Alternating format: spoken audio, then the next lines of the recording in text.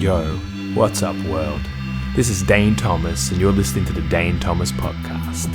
Every week, I talk to experts, weirdos, new friends, and old ones about everything from magic to business to creativity and human awakening. So, strap yourself in, lay back and relax, cause we're heading straight for the black hole. Boom. Hey, brother. How you doing? I'm doing great, man. Thanks for doing this. Thank you for having me. Appreciate it. So, ladies and gents, conscious beings, whoever's listening, I'm here with Ben Slater. This is Dane Tomas, first podcast in a little while. And I want to chat to Ben, who, as those of you who've been following along would know, I've been getting into the weird and wacky world of NFTs, which I'm very excited about. And one of the things I like to do to learn shit more quickly is to find someone who's somewhat ahead of me on the path that I kind of can trust a little bit. And Ben was one of the people that, you know, I was scanning a few different people running different mentorships and different things, and a lot of them were super hypey. And then I found Ben, who I knew a little bit from the kind of business coaching world, and a little bit, I kind of knew that, you know, we have mutual friends in common and stuff. And also from the kind of DeMartini background as well, made me feel comfortable, which we'll get into that a little bit of, like, okay, this guy's going to have some personal development and mental mastery kind of stuff that I can relate to. But so Ben Slater, ladies and gentlemen, I've been in his mastermind / investor circle for a couple months, and I've learned a shitload about NFTs in that time. So I just wanted to get Ben on and chat about his journey and some of his learnings and all that sort of stuff. So thanks for being available, bro. Thank you. Thank you. Do you want me to tell, I guess, my little intro into NFTs, where it comes from for me? I would love that. Okay. Well, it depends how far back we want to go, but in about January of this year, I was going really hard down the lane of my old coaching business, which I've since shut down. I was in Mexico. I was working my ass off every single day. I had a book that I was like selling and a journal, and it was going really well. Like, we were doing our biggest months ever. And I was like, oh, okay, everything's going really solid. And I woke up one day and my Facebook ad account got shut down. And I remember, like, it happened a few times. This was the kind of the third or fourth time that it happened. And I remember this time struck me very differently because my whole profile got banned. I got literally blacklisted off the platform. And like, I didn't even really try and get it back, if I'm honest, because this was like the thing for me where I just felt like really underappreciated. Yeah. I had spent so much fucking time and money and energy trying to build this thing. And my biggest breakthrough about the whole thing was that I didn't actually even own my own business. I was being censored. I was being told what I can and can't say. And I had to water down my message to get it through these fucking algorithms. And then I got kicked off. So I was like, okay, I had some profit there that I'd invested into crypto. And for me, I asked myself, what's the solution to this?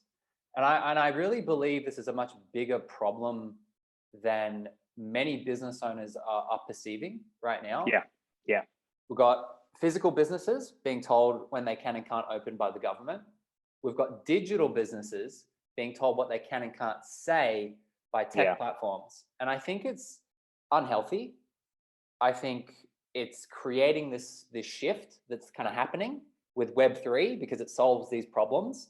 Yeah. And it took me months to figure it out. Like, okay, what's the solution to this, right? And that led me down the path of NFTs and first crypto, but then NFTs and everything that's come on the back of that. So, yeah. Nice. And, you know, it's a bit of a paradox. I'm like, you know, I like it because Ben's not very hypey. He's more grounded and centered, but we can't really skip over the fact that you had $1 million month in NFTs this year. And I think I would be not doing people justice if I didn't reference that, you know, and I like the way you talk about it because you're sharing it as a piece of information that is attractive, but you're also not like, you're not overinflating it, but it's also a very significant thing to happen, you know? So I would love to unpack a little bit about, you know, you had this experience in January, fast forward to what was it, August? Yes, it was August. So what's that? It was about 7 or 8 months later, and during that time, I was spending about 2 hours a day studying crypto because like I have a lot of energy in the sense that I'm very introverted. I've worked on my businesses literally every day for the past 8 or 9 years now. And that was so much based around like getting my message out and like advertising and just all of this stuff. And when that became compromised, I was like, well, I don't trust this system anymore. I'm not part of it. And I didn't really know where I sat. And I actually fell into like a bit of a hole, to be honest. Like it was weird. Like I got in a fight. I hadn't been in a fight in like literally 8 years, like right around that time with some random Mexican person in the middle of the night. Like it's like I was in a weird spot. Like I had relationship problems. I don't know. It was just like I lost my identity in a way. And I was just putting that energy into crypto because I was like, there's something here. I didn't know what it was. So that fast forward all the way to August, I had made my way to Paris, went through a relationship breakup with my partner. So that just turbocharged my energy. Went really deep with John DeMartini, actually bought one of his courses and just like went really deep into that. Was doing all these exercises and sensed an opportunity in NFTs. I had about $55,000 in cryptocurrency at that time. And I grabbed all of it and I shifted it into NFTs. So it was a really weird time because I've got shit stuff happening personally, business is going backwards. I've got this little nest egg that I've been trying to work and build. And I just committed really, really hard. And I didn't talk to anyone about it. I just was like, this feels in alignment for me. Fucking, I'm going to do it. And it just exploded. Like that 55 turned into about 1.2 million and this is in asset value. So it's not like technically cash, but it was in the conservative value of the NFTs. I've kind of never looked back. Like I just was like, wow, I'm just going to keep doing that. And that's grown even bigger today. I think it's sitting at around maybe like 1.6, 1.7, something like that. I have about 700 NFTs now. So yeah, it was big for my nervous system. It was really intense. And then I just started teaching people kind of what I was doing and trying to share that. And I've built a business around that now, which is much cooler and I enjoy it a lot more. So. Yeah. And what I'm loving, it's funny, I was joking today about, the old school telemarketing format. And, Ben, I'm really loving the, NFT profit maximizer 5,000. Oh, I love it, John. It's like, and I'm not really trying to do that with this conversation. I really want to just unpack some meaningful and valuable stuff, but I am enjoying the circle and I have been in shitloads of masterminds and done all the things, I've done a good fucking 12, 13 years of as many things as I get my hands on in terms of personal development and spiritual stuff and business stuff and whatnot. And I guess I've had a different pathway lately. If we were just talking before the call, I sold my business, the Spiral Institute. We sold in May. While the deal was getting done, I was off at ISTA doing like a bunch of like sexuality and ritual stuff and 2 weeks in that container. And when I came out, the deal was done. I bought a brand new big black truck the Ford Raptor that I love driving around in now, and got a tattoo on my neck. And I had a couple of people, someone I was kind of semi dating around the Mullumbimby area was like, "Are you having a midlife crisis, Dane? What's happening?" I'm like, "If I am, it's fucking great." But I very much had before I knew the tech side of it, I very much had a line in the sand of like, okay, I've completed my journey with this business. At least I've completed it as the founder. I'm still an investor and part owner, and I still want that work to continue into the world, but I'm not holding the main responsibility for scaling it. I'm sort of in the background as a pillar of support, but I'm not driving. And I really feel like my journey with Spiral was very much a Web 2.0 journey, from probably 2013. The first successes were like me learning how to write copy, did a few Facebook ads, learned how to do like Facebook ad to landing page to sales call. And then next minute there's people in my lounge room and I'm there in my dressing gown doing this weird technique that I've invented. And it just fucking worked. It was like the first copy I ever wrote, the first ad we ever ran we're selling this weird process for $5,000 with some guy you've never heard of. And, you know, I had 3 life coaches in my garage following a sales script that I'd written, you know, and it just all fucking worked. And it was, so I had a very good run with Web 2.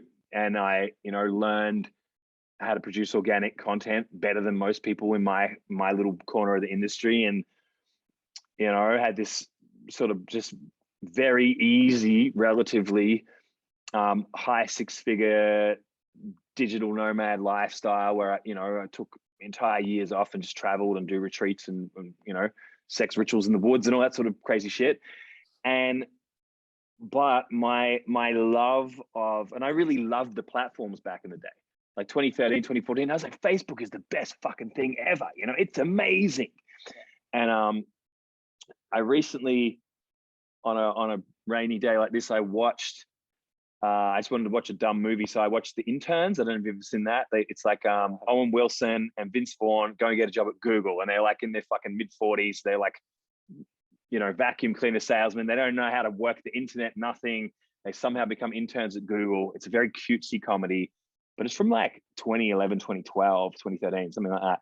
So it has this really positive outlook towards the tech, you know, working at Google, amazing. You know, it's so positive. And I was like, wow, we don't really see these platforms the same way as we did sort of 10 years ago.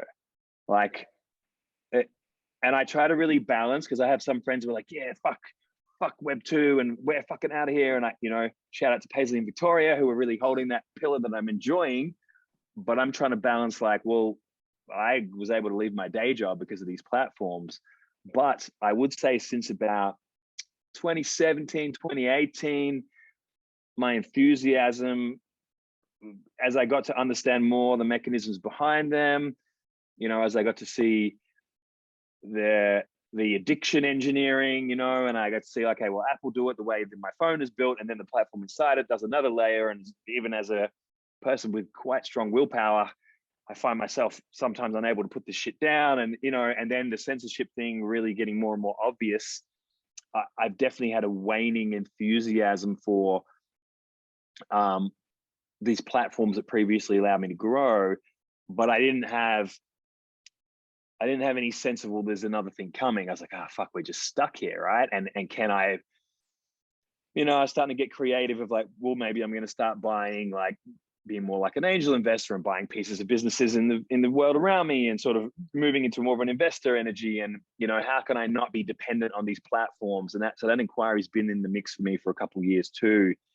And then, you know, Victoria Redbard sent me a documentary about NFTs probably 3 months ago, you know, and it was the greatest NFT film ever made by the Defiant.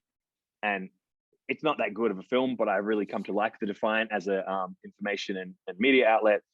We watched it in my room here, me and Tyre and Mowbray, and I super didn't understand about 70% of the jargon, but something started to light up of like, fuck.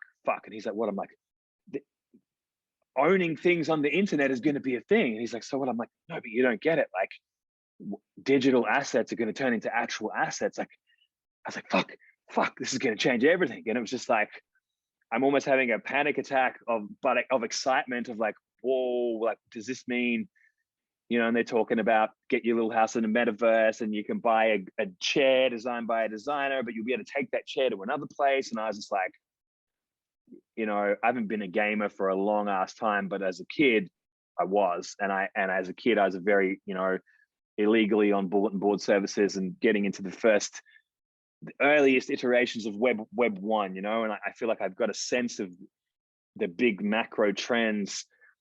And I just fucking saw something and I just couldn't stop thinking about it, you know, and I was like, fuck.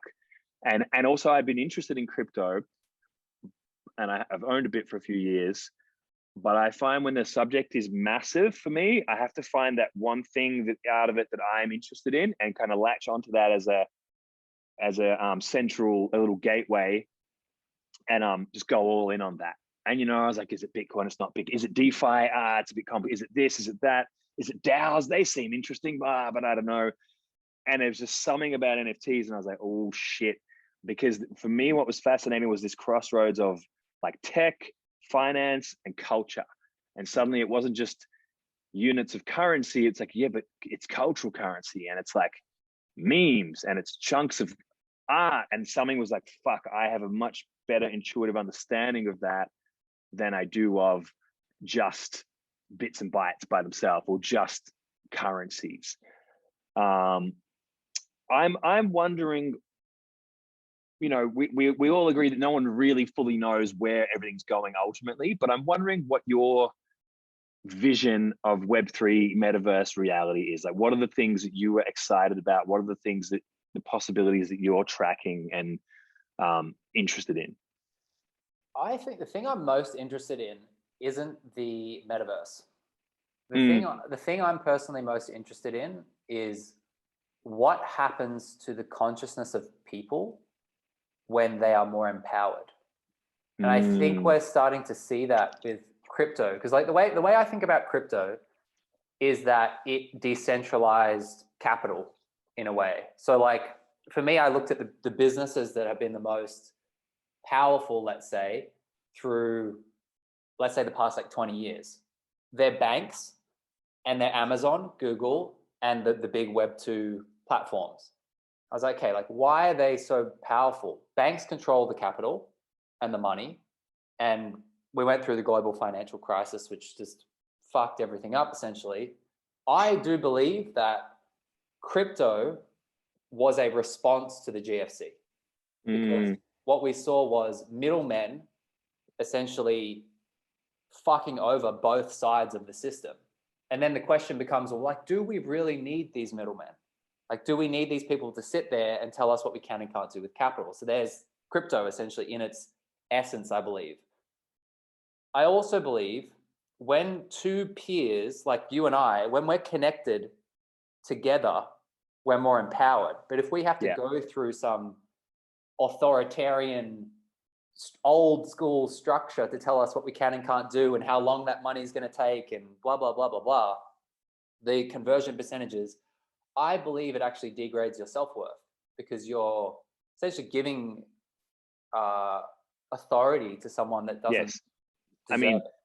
How can you not believe the bank is more powerful for you when they can say, no, it's like a parent relationship of like, I want to get my money. It's like, we've frozen that. It's like, what? Like 100%.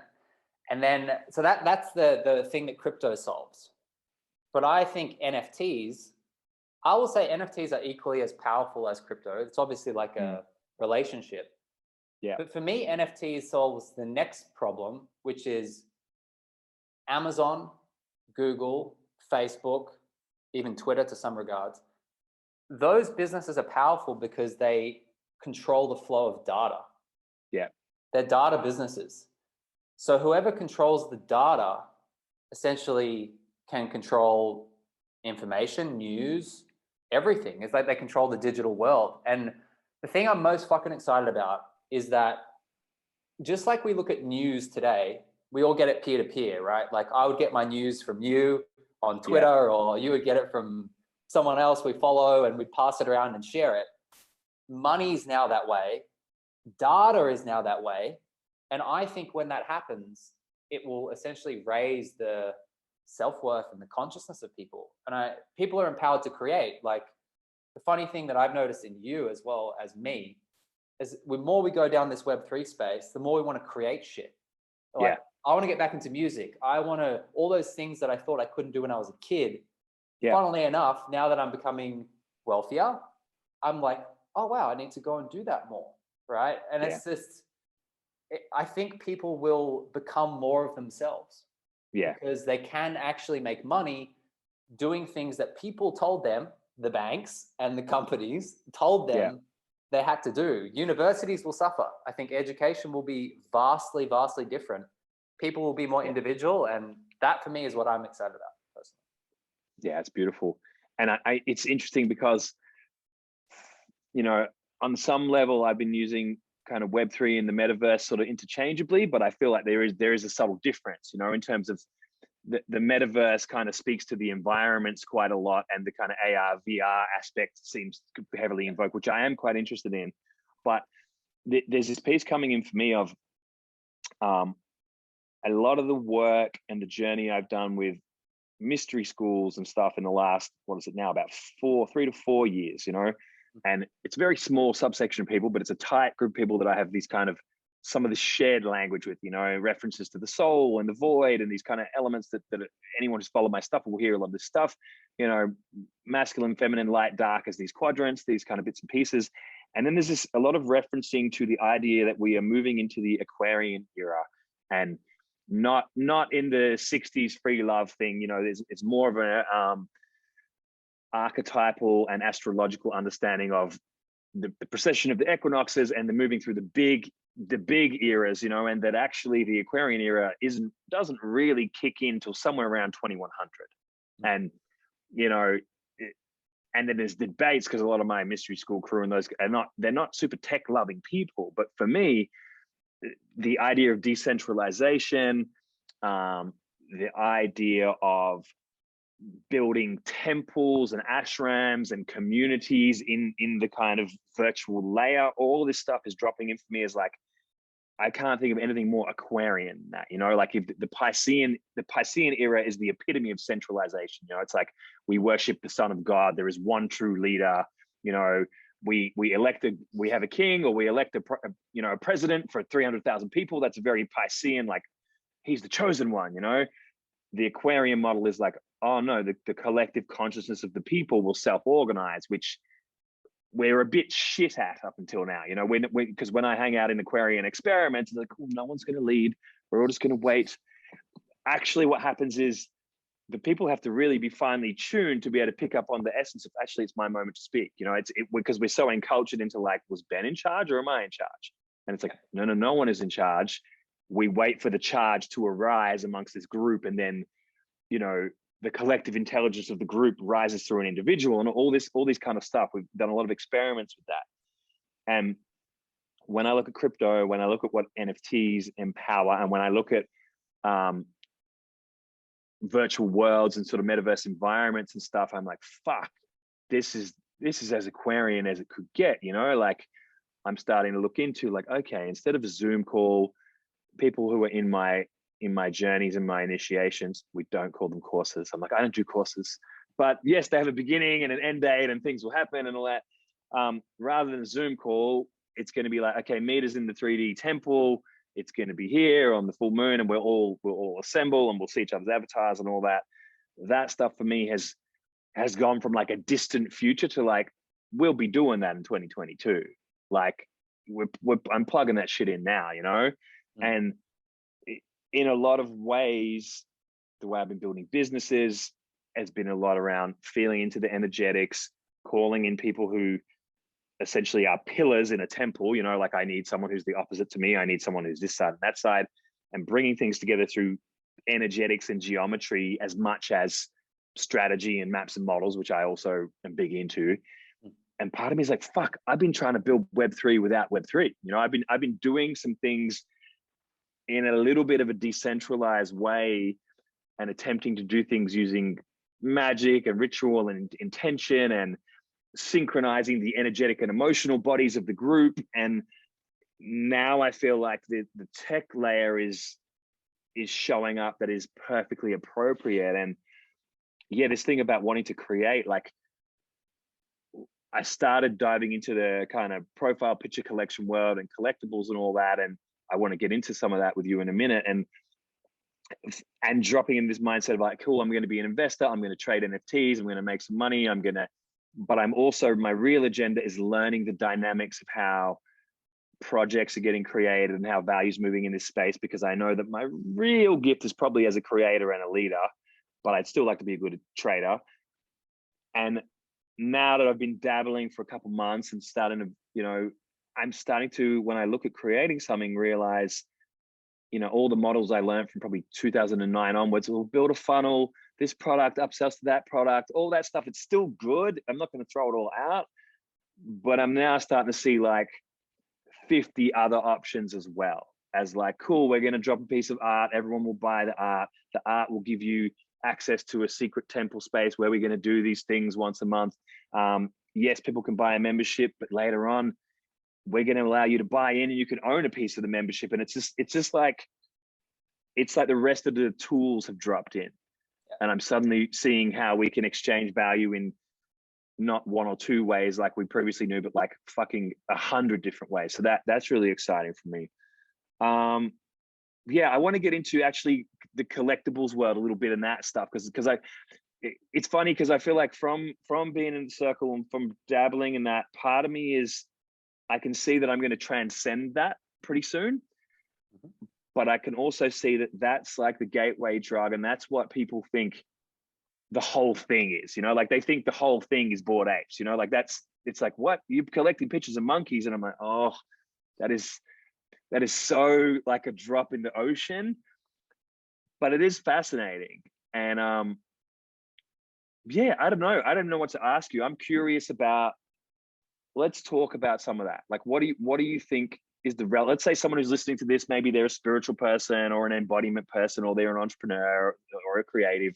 Why should they care about this kind of game a bunch of us have started playing that on the surface is like, okay, you've got a pudgy penguin, I've got a whatever. Like, why should they care about it? I think the first thing is because you're owning your own assets. And I think this is the line in the sand that we as creators now get to establish, is that no matter what anyone thinks of us, at the end of the day, we will still own that. It cannot be censored, cannot be taken away, cannot be transferred to anyone else without our permission. So I think that to me is always the base, is coming back to that basis of the things that I create are truly my own, and I am empowered to determine what utility is based around that, what the price is. And the free market, in essence, in my opinion, has never been more free to decide what that's actually worth. Yeah. Which that's the economy that I want to play in. I want to be directly connected to the person that is purchasing the asset from me. And I don't want to be censored. Like that's the thing. And that's, for me, why I'm so excited about the NFT space. Like the money and all the shit that I've been able to do is literally a byproduct of my enthusiasm for what I'm saying. Like that fire that I have, everything, all the growth that I've experienced comes from that. Like that's it. So I would start there. And if you don't feel that in your body yet, like I think you and I, Dane, I think we feel this in our body. Like you said to me, when you watched that documentary, you didn't maybe get all the technical shit, but there was something there. Like there was a spark. Yeah. For people that don't feel that yet, I promise you that one day you will. And my advice would be to try and speed that process up, because the metaverse is happening. Web3 is happening. Crypto is happening.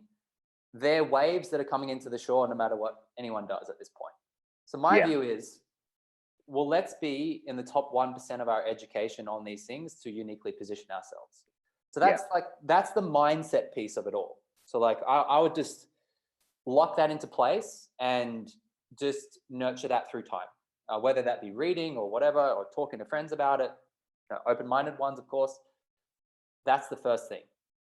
I think the second thing then comes down to, many people on this call are probably entrepreneurial, I'm guessing, or at least have that lean.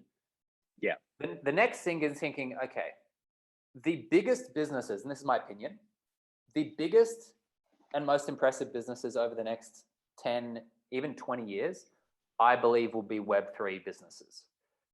So, and they'll be decentralized. So we have an opportunity to not only own those businesses, but to have a say in how those are built, which I think is super powerful. And then you've got all the tactical stuff, right? Like the, what price are we going to buy the pudgy penguins for? And like all of this sort of stuff. That's super important. And I love that stuff. Like I really do. But for me, it just wanes in comparison to like the macro and the micro, right? The macro view is what I'm really focused on building every day by enlarging my macro view. And the more I do that, the easier the micro stuff is for me. Because it's like, it makes perfect sense. Like it's just like speeding it up. So the profile picture stuff, I think this is one of the biggest mistakes that people are making in the Web3 space. They hear about NFTs from someone who is grossly uneducated about the space. And they would say, oh yeah, you're just buying a Bored Ape. But without that enthusiasm for data ownership without the understanding of what this problem is and how it's going to be solved and how much money we can make and how much more fun we can have and how much more creative we can be and all this fucking meaning, it's losing its line. So yeah, like I love all that stuff, but and this is also, I'm trying to, because there's a lot of people kind of out there talking about NFTs. The people that I listen to are actually very thin. I only listen to maybe 20 to 30 people. And they're the people that I know have that enthusiasm. And I know that where they're coming from is a place of longer term thinking, not short-term fluctuations. Nice. Yeah, that's a big piece. Yeah, well, I think that's it for me. Of like, I'm happy to dive into the minutia for a little while, which is not really where I hang in most things. And I'm like, because I'm gonna learn some of the underlying dynamics, and even after 2 months, that's already started to rub off of like, well, there's a couple of projects that did some cool things that I haven't really seen done in a clothing launch or in a fucking tech startup or in a coaching program or in any of the things that I'm very interested in. I'm like, okay, so you made a cartoon and then people can buy characters in the cartoon and own the IP to those characters. That's a new fucking thing. You know, like that's, I never heard of that until a couple months ago. And so that got me very interested in Deadheads, because I thought, okay, and I watched the cartoon and this is dope animation. I'm like, okay, so and then I listened to these guys on a couple podcasts and I was like, okay, so the level they're playing at, you said something nice on one of your trainings of this balance between the business and the creative. And I was like, oh, the level these guys are showing up at in terms of their tech, their business, their art, and their creative, it's quite high. You know, it's like quite a high level of mastery in several components where you don't usually see that. Like you wouldn't see usually some people get together and launch, say, a comic book or a cartoon and have that level of tech and that level of, well, I don't know for sure, but what I perceive as a solid level of business and execution. It's like, oh, I'm not seeing this in other places. And so and it's funny, I've realized how much like the price of a dealing in Ethereum has desensitized me to like financial amounts. It's like, you know, I got this thing for a steal. It's like, it was $2,500. I'm like, I know, right? Like I got it for 0.5 when ETH was back at around 550 or whatever. Amazing. And then I'm like, yeah, 3 months before, if you told me that I spent like 2,500 AUD on a little zombie girl, you know, I would be confused. But right now I'm like, beyond what I get from it, these are my tickets to play in this game for now, you know, and that's the part of like, when COVID hit the beginning of last year, I decided to get organized and start investing in tech stocks and stuff. I'd thought about it for years. I'd never bothered to set up platforms. I'd always been more focused on building my own businesses, and that's just all I really do. Bought a bit of crypto, saved a bit of cash. But I was like, fuck it. I'm going to be sitting in the house a lot. I'm going to go in. You know, I went in and bought a lot of things that I had been interested in and reading about for a while. And some of them did quite well in the old world model of like, you know, 30 and 40%. I'm like, fuck, that's amazing for like buying tech stocks retail. That's pretty good, you know. But, you know, what I realized was like my level of access to, say, Spotify or Facebook or Apple or whatever, it's pretty low, you know. Like if I was a billionaire, I could probably call up and get bro down with whoever and really get a bit more insight of what's going on. Yeah. But the idea that I can play in a pond that is as small as it is right now and be like, fuck, I'm inside a little group with the people who made the project. They're telling me what they're doing. They told me when they fucked up. They told me, you know, that's it's a much closer level of access to the creativity in business than I would have in other things. And like I'm still wanting, like I said, these short-term wins that I still want to build the skill set of that, but 80% of me knows what I'm really here is mastering the fluency of this new way of doing business. And it's interesting, since I sold my old business and started essentially what I see as a magic-based business, which still has all the normal business principles in it, my thread between creativity, tech, business, and also spirituality, they're all sort of becoming the same thing. So I'm not like, well, I got to go over here and work on my creative as much. And I got there, but I got to get back to business. It's like there's this one channel now where I'm developing in all those areas. And that's what that hit in my body was like about NFTs, was like, it seems like they're bringing together all this shit that I've been interested in for a long time in ways that I couldn't predict. But when I started writing my ebook, I was trying to position like, well, how am I going to explain, why would you listen to me? I'm not a fucking coder. I'm not a heavyweight investor. I'm not an ex-poker player. That seems to be the hot thing to be. It's big. And I started telling the story of like, I've been an early adopter multiple times across cultural and technical things since I was quite young. And I'm good at seeing macro patterns. It's something you said about yourself on that first webinar. I was like, oh, he says he's good at seeing patterns. Maybe that's a good person for me to learn off, because that's how I work as well. Like, hang on, doesn't this feel like when social media first showed up? And, you know, before that, doesn't this feel like when I first found the internet? So yeah, I do see it as tickets to play in a much bigger game. To come for the handful of people who might be actually more in the trading, investing mentality on the, you know, what it is now, profile pictures, art collections, you know, gaming related stuff. One of the things that also attracted me to your work was like you flipped out a model that was what I could see as a clear, logical way of reducing some of the complexity and assessing, here's how I look at what these things are worth. Could you talk to me about some of your lens? Okay, I go, hey Ben, look at this project I found. You look at it, you do a bit of research. I'd love to hear about your process of how you were determining value and the process you go through of making those decisions. Yeah, for sure.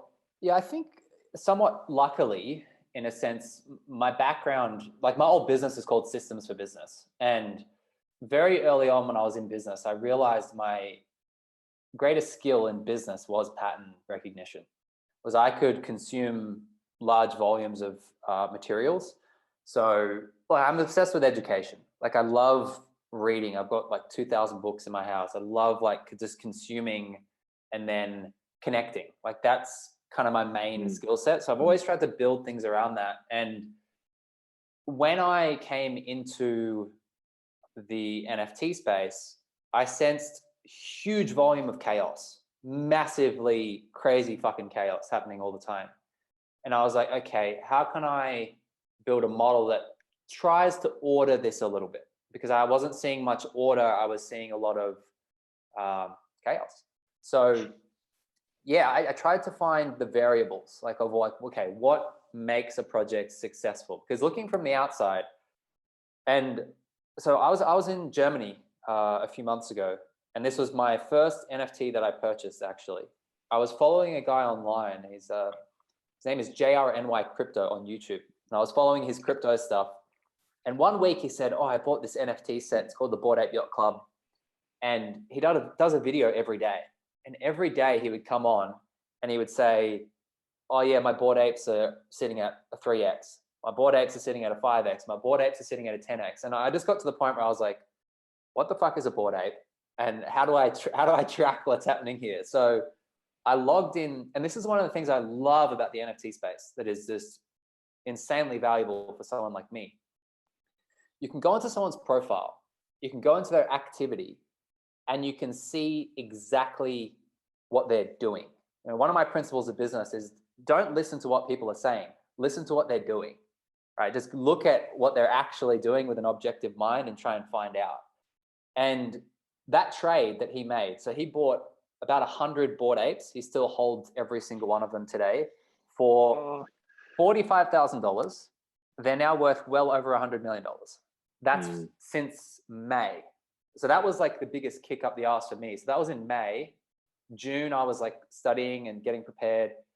About end of July, I bought my first one. And funnily enough, I put around about the same amount of money that he put in. I didn't get the, 100 million, but I was still able to model that in some sense. And to bring this back, I just went into that story to show you the power of some of this stuff. But that was one project that I looked at. It's called the Bored Ape Yacht Club. And I said, okay, why is this so successful? Like, what is it about this thing that's done a 300x and is just minting millionaires, literally, like 18-year-old kids. My business partner, Luke, was in New York a couple of months ago for NFT NYC. And they had a line for all the Bored Ape Yacht Club holders. and he was in the line. There was an 18-year-old kid in front of him that minted a gold Bored Ape that is worth $3.5 million. He sold it the week later. So like, there's this weird shit going on in the space. And for me, the 10 variables, I won't go through all of them, but I'll go through what I believe are the most important. The first variable is team. Or I wouldn't say it's the first variable, but I'd say it's probably the most important variable. Who are the people behind the project? Now, there's two ways that people function in the NFT space. They can function anonymously with pseudonyms, and a shitload of people do that. Like there is probably 50% plus people who are using a pseudonym. And I like that if they've been in the space for a long time and maybe they've got a following and they've built an identity, and even though they're using a pseudonym, you can kind of get a read on them. And then there's new pseudonyms that come in. So something to be really careful of is anonymous projects. It's one of the first things I'll analyze. I go, do I know this person? Can I go back through their history? Can I read their comments? Can I look at what they do? Because I need to know what they do. I'm not interested in what they say. I want to know what they do. Can I look at their wallet? Are they a good trader? Do they hold NFTs? How wealthy are they? Look, this might sound a bit vain, but I do tend to judge people's opinions in the NFT space by their trading abilities. Because at least what I've found is people who are very good at that stuff tend to think in a certain way. So if someone comes into the space and they don't, let's say they have no NFTs and they're like, this is this awesome project I'm launching, I would be like, I'm going to maybe take a step back. It's not to say I wouldn't invest in it, but that might be like I would score them out of 1 to 10, let's say. And if they score a 10, I'm okay, great. If they score a 1, it can still be a good project based on the other variables, but it is one variable. So that's one thing, the team. The next thing that's really interesting, probably one of the most interesting things, we've tapped on this a little bit, is what I call future utility. So back a couple of weeks ago, I posted a list in the circle that we were talking about before, Dane, of like the projects that I saw that were really undervalued. Yeah. So out of all of them, there was one project that was called Bears Deluxe. And I went into that project very hard about 30 days ago. And the reason that I went into it really hard was because yesterday, actually, I got airdropped, literally given about 10 Ethereum worth of stuff. Like just, and it was all in their roadmap. It was all like, okay, at this point, this is exactly what's going to happen. The thing with NFTs is people think very short term. That's been my experience, is people are very attached to the Ethereum price. They're very attached to the daily fluctuations. But if you pull out a little bit, even if it's like 2 weeks or 30 days, you can actually see that there's teams executing on visions. Yeah. And if you get that, like into that, you go, okay, what's the quality of the vision? What are they actually building here? That's to me future utility. Those two things, and this might sound unusual if you're not in the space, those two things are exponentially more important than the art in NFTs. You can have shit art, good utility, and great team, and it's likely to go pretty well. Like CryptoPunks, for example, like they're not that good looking. Like, let's be honest, like they're the most preeminent collection, but they kind of look like shit. So, but it's not that, it's the deeper layers of the stuff. So you've got to dig a little bit. Is that helpful, Dane, to dig into? It's killer. It's so good, man. Yeah, it's really nice because that's the sort of stuff I've been sort of internalizing the last few weeks and starting to play with and track what's happening. And I'm in that process of imposing my own filters of order over that chaos, which is, it's fucking infinite. You know, it's like one thing I've been really feeling, you know, is it's almost like being in the ocean, and it's like being in the ocean with like as a beginner surfer and a pro surfer being like, trust me, we got to get over there. Why? It's like, just trust me, I can feel it, we're going over here. And it's like, okay, there comes the waves, you know.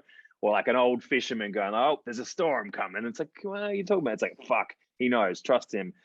And there is this thing of, you know, we're logically accumulating the data and tracking the patterns and looking through these lenses of these models and these systems that we're implementing. And, you know, it's not a surprise. We joked before, like poker players, day traders. Of course, those guys are coming in with a potentially useful skill set. Doesn't mean they're all going to be amazing, but of course, their mind has been trained in a way that is potentially going to be useful at analyzing large amounts of data that is largely moving based on emotion, you know. But I'm having a few moments where I'm like, fuck, I knew that, that tide was coming. And it's like, oh, a thing happened that I sensed was going to happen.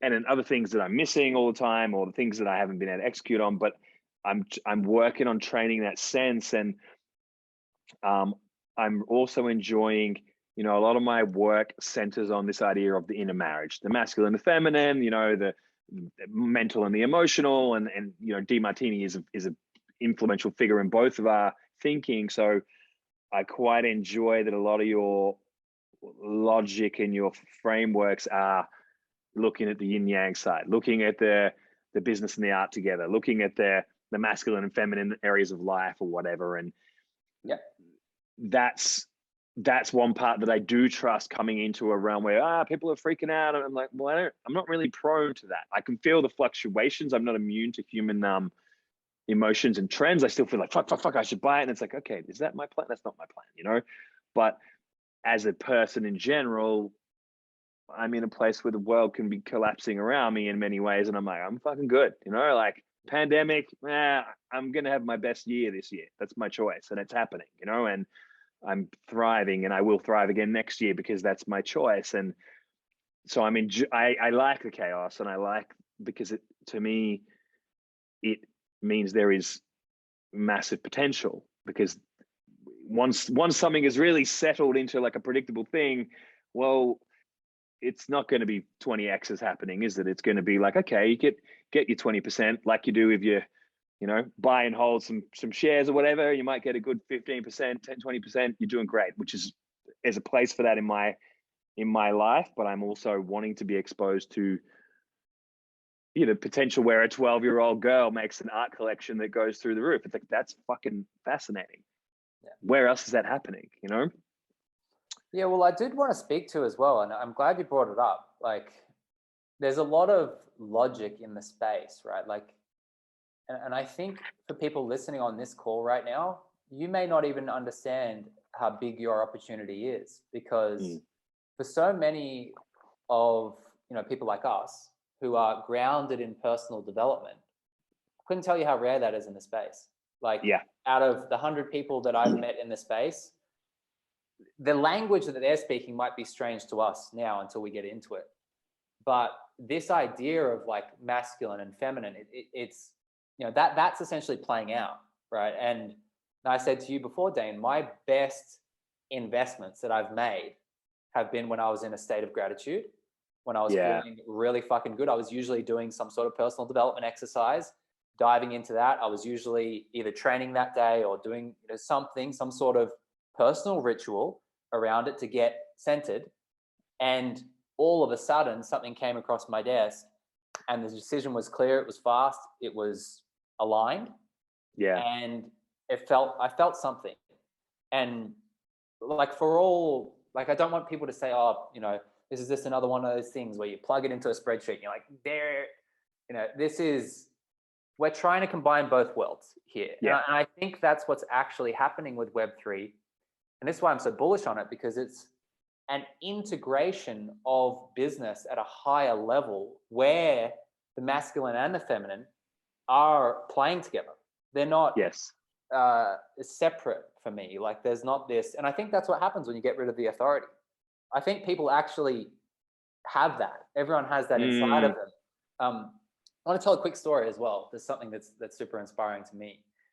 My partner, she is an artist at heart.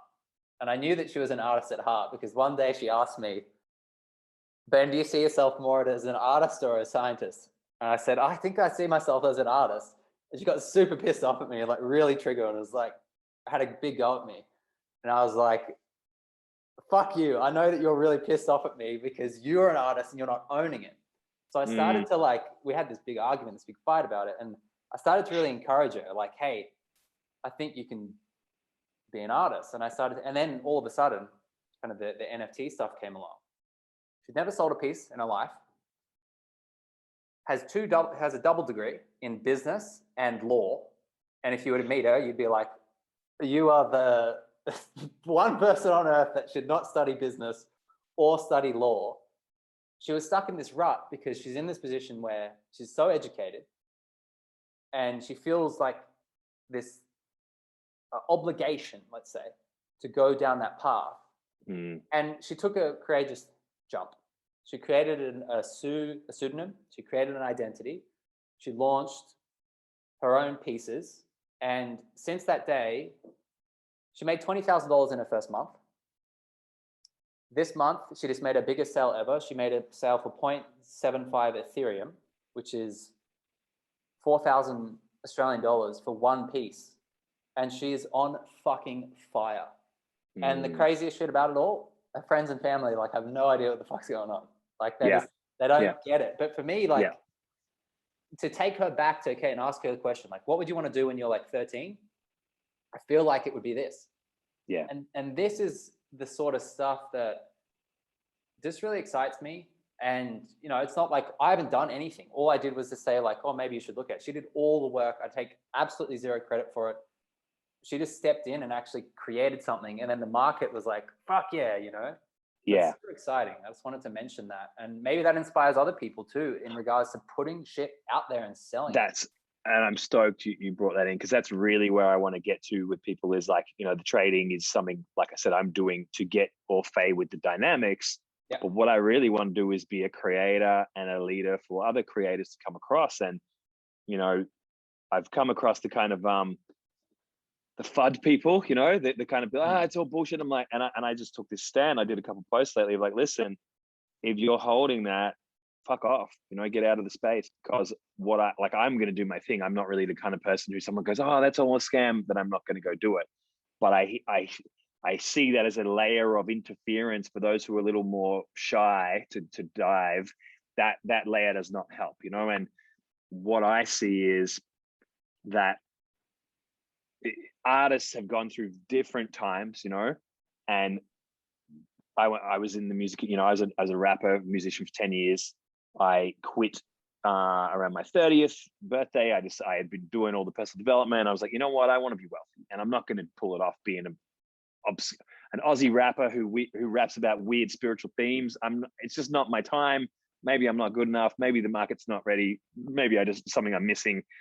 You know, I had a lot of work stuff that started getting worked on from then on as I started diving into, you know, the coaching world and being around people in suits who were telling me they were making 25 grand a month, which I was like, they're liars, they're all crooks, you know.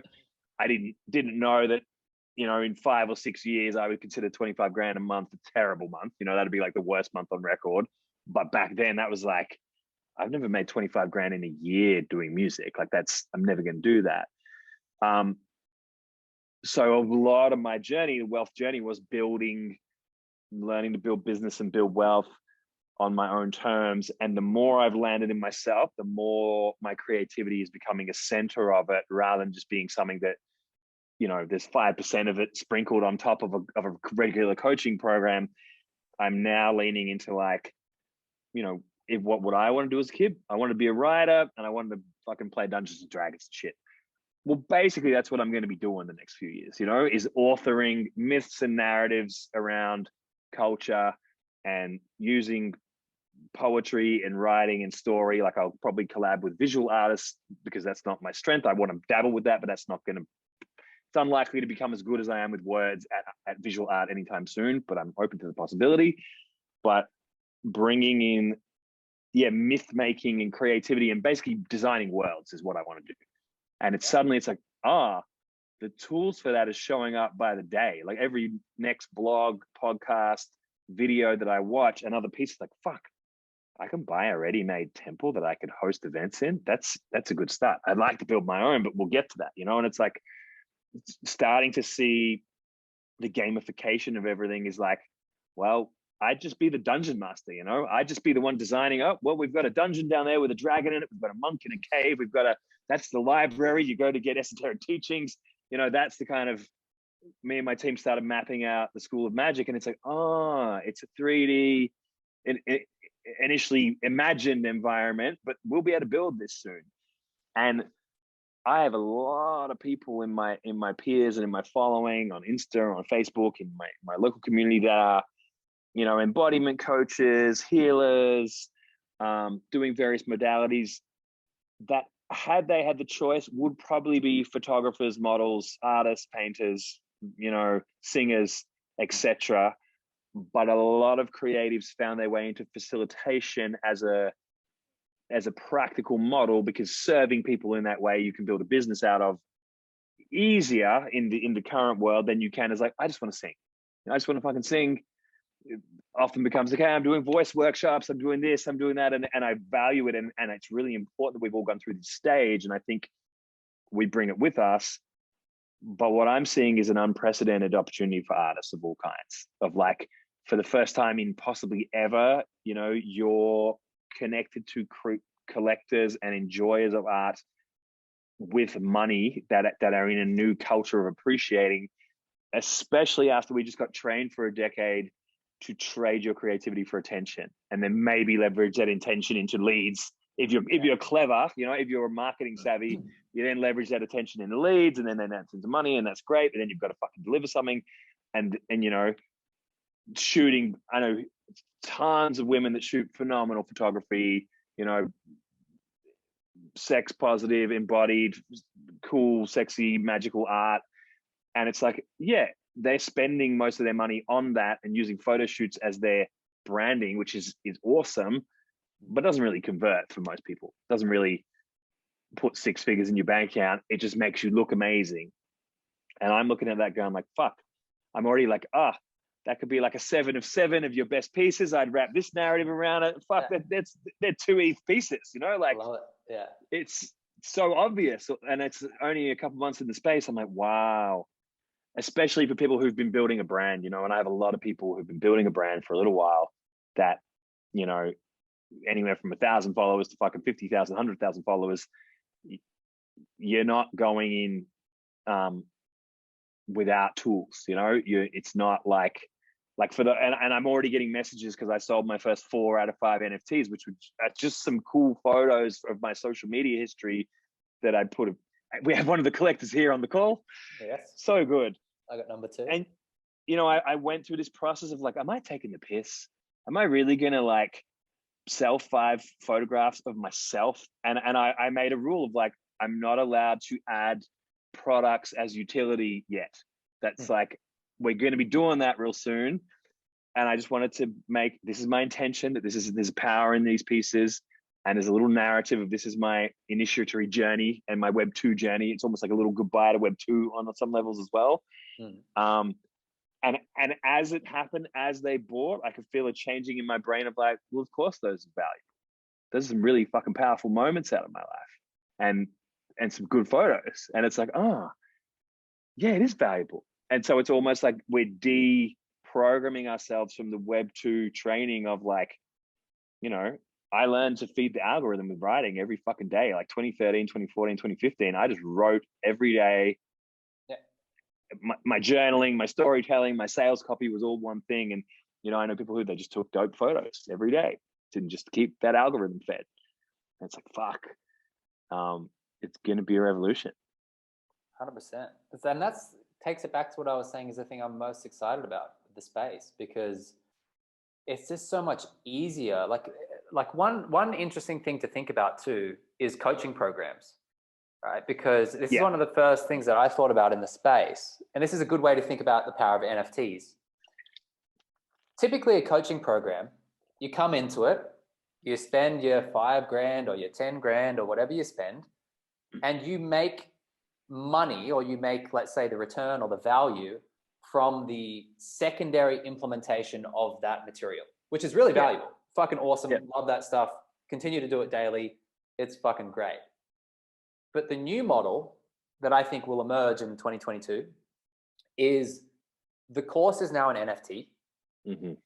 We mint and sell that course to the individual. We create a smart contract that defines the successful boundaries or the implementation of that material. If those boundary conditions are met, individual receives token. Token can then be resold on the secondary market. And for me, this will revolutionize not only the delivery of these programs, but the marketing and sales, because now the individual that is partaking is an owner. They are owning the IP as they go through it, which is a deeper level of integration for the high quality material. And through being a more valuable client, they make money. So me as the creator, I've always wanted responsible clients. I've always wanted people that were going to come into my stuff, do the fucking work, go through and get an amazing result. And we could all smile and laugh and enjoy our fucking time, but also protect my time.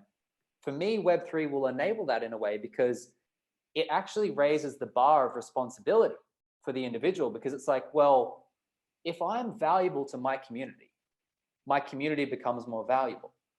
And it's this really interesting relationship. So what I think is going to happen in 2022 is there's going to be a massive movement, probably led by people like Gary Vee and potentially even myself, probably not on his level, but I'm really passionate about this, is for people to transition over to this model, because it will revolutionize marketing and sales. Like, I haven't made a sales call in my whole old business. My Web 2.0 business involved 20% profit margin.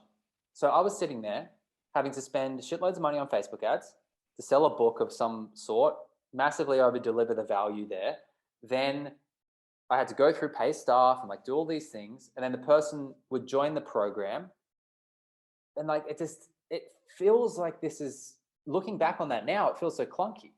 Whereas today, there's this model, education model, where a person comes in, buys the token, usually referred from someone inside the program, because they're now advocates of the brand even more than they already were. And you entice them in certain ways. You create what's called a DAO, decentralized autonomous organization, where they can be involved in decision-making. And we don't have to do sales calls anymore. We don't have to run old traditional marketing funnels in the way we used to. Yes, that'll still have a place, but there's a change there. There's a change, and it's, it's like the referral system on steroids. It's like, it's like what I'm doing now. Like, I'm referring people to your course, which I'm in, and I'm currently super active in using. So there's this, I hope, and I'm imagining there's a big trust factor of like, oh, Dane's fucking all over this shit. He's amongst it. And the fact that you gifted the course back to the members as an NFT, I'm like, okay, so this guy is working with these ideas in, and practicing what we're all talking about here. So it's not, because I feel there is this potential for like Web 2 packages Web 3. I can already smell it's out there. Does it, it's like, oh, I'm like, that sounds a lot like the old thing. But being there and seeing like, okay, this dude sold me a course. I'm getting my information value, which is what I bought. That's what I'm expecting. And now there's a genuine drive for building community, and the added value of that community supporting each other and driving each other forwards. And, the potential of creators now emerging from that group and all that sort of stuff. Like, so there's multiple value adds going on, and like, it's just like a cycling around incentive is what I'm seeing, because if I'm going to share it, well, I'm now wanting to contribute. I got my friends coming, cool. Hey bro, what's up? I'll help, so it's like, I want to make sure they find their way around and feel, and so it's like, I don't really fucking participate in communities that much, like, but I've kind of got skin in the game because I'm sharing, and there's this kind of model of, there's an ecosystem flavor that I'm starting to feel, where it's like things that feed back into each other. And so to throw that out there for anyone listening who's not already aware, Ben, anyone who is putting my name down as a referrer, and I don't really want to cap this at a certain time, so this may not be an offer that goes till 2050 or whatever, but Ben is offering, what are we doing? A bonus NFT on top? Yeah. So we're doing 2 bonus NFTs for anyone that comes into the circle via Dane. And essentially we just have a link. If you go to that link and just fill in Dane's name, then that essentially covers it. There's a training there that goes deeper into the system. And the training's sick. Like, I knew that I wanted to go deep in NFTs, and I jumped in and smashed through the training in about 2 to 3 days, and it just gave me a lot of really solid pieces on just simple practicals, but then also more sophisticated ways to think about the market. I think the scorecard itself is a killer piece. Like that itself is probably going to be worth the money to me pretty quickly, because just having a filter to look at this world through and quickly analyze, that one that I bought that was a dud, that was really only a 50 out of 100, to be honest. And that one there, that was a 75. That kind of, I'm starting to see this makes sense. And then now retroactively applying it the other way to like, well, I want to create shit that if someone was to put the scorecard on it, would be a 70, 80, 90, 100, you know? So I'm kind of like reverse engineering based on this understanding. So I highly recommend for anyone who's wanting to immerse in this. And another thing that I think that you've been really clear on, and maybe not if you're in pure survival and you're thinking you're going to come and get in NFTs and start making a buck from tomorrow, I personally don't recommend that. I think it's not the way. I think it is the creators, the entrepreneurs, the people who are wanting to transition into this world. And yes, definitely, I want to make some money from doing this, and then want to make money from creating. But I think the value that I'm getting and seeing is speeding up my learning, which I'm confident is going to turn into revenue. But I think I'm really enjoying being a voice of realism into the space as well, because people seem to be either like, that's total bullshit, or like, look, I made $1 million and it's like, okay, I just want to hold the space that like, that's not going to happen for everyone, and it's not going to happen without some fucking knowledge and some luck, you know, and the knowledge increases the luck.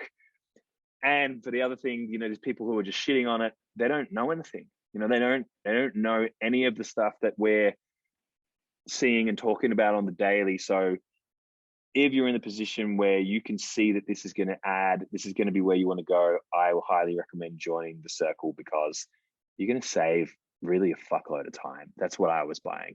It's like, I could probably put 5 ETH in a wallet and make some mistakes, and then I have to unpack, what did I just learn? And then maybe I have to put another 5 in. And then it's like, okay, maybe I'm starting to learn something. And it's just like, okay, to be able to dive in and also get questions answered, get hot tips on things. And now as I'm starting to go down the creator path, to be discussing that with people and having allies already in the space talking about that, I think is super valuable. So yeah, if you're interested in it, message me. If you want to know more, we'll link you to Ben and the landing page and all that, but highly endorse. Thanks for doing this, bro. I really appreciate it. I feel like this is going to sit here and provide value for quite a long time to come. Any, I don't know, parting words, anything coming up that you want to share? Yeah, I got you a little gift. Actually, it's in your MetaMask. I purchased something earlier for you. It's a digital beer. So great. Just to say thank you for having me. But Budweiser actually released like a collection. But 1800. Yeah, I got you one of those. So cheers to you. And hopefully we can have a real beer next year at NFT NYC. I'm definitely laying the intention for that, because I'm very, very keen. Me too. Me too. Appreciate you. Thank you, Dane, for adding all the value you do to the community as well, and helping us to build it, right? Like, this is, for me, what it's all about. And that's the other thing, you know, like, it's so interesting. There's people in my sphere that, you know, I'm a very focused person, and people think that I have like little favorites or I'm exclusive or whatever, and it's kind of true, but it's really just based on, and it's something you would understand, that I try to live my values really highly, you know. And so when there's people that are doing stuff that's not quite in alignment with that, they can be awesome. But I'm kind of not that interested, and I'm often not that friendly or not that social. If I'm like, you're over there, we're not doing the same thing, good luck to you, but I got my crew, I got my peeps, I'm doing great, you know. But what I've noticed is anyone that I am even vaguely acquainted with who drops across that line into the Web3 world, I'm like, what up? Can I help you? What are you doing here? Let's do this. Because I really feel it's like the first people on Mars or the first people in the moon, you know. And just because we weren't that close in Web2. You had your business over there, I had mine over here. But now I'm like, well, I want allies, and I want anyone who's got the guts to be taking these jumps early to succeed. And I particularly want spiritual people, embodied people, entrepreneurial people, creative people. You know, that's my kind of flavors I want to be around. I want those guys to win. So there is this sense of like, fuck, what do you need? You know, I had zero time for like, teach you how to market your shit on Facebook or whatever. Like, I'm like, I learned the hard way. Fuck off, figure it out yourself, you know? Not for everyone, like for my inner people, but there's just this sense of like, well, we're in this together, let's do it. And it's a really beautiful feeling that, again, it's that kind of Aquarian thing of like, we're going to do this as a group. We're going to do this as a movement. We're going to do this as people that have shared vision of what this world can be. And, you know, I didn't bother asking you about, let's talk about all the negatives of what could be wrong about the metaverse. Like, there's heaps of that out there. And it's valid to maybe think about for a minute, but I think the antidote is to create what we want to create. And by getting savvy and by having allies and by fucking mobilizing quickly. And, you know, Zucks can have his metaverse, it's fine, but that's just going to be the boomer section for where you know, it's where you go when you want the sanitized, heavily advertised version, but there's an entire fucking galaxy that we're building. So yeah. For sure. Thank you. Cool, man. Appreciate it. Thank you. Thanks for listening, peeps. See you next time.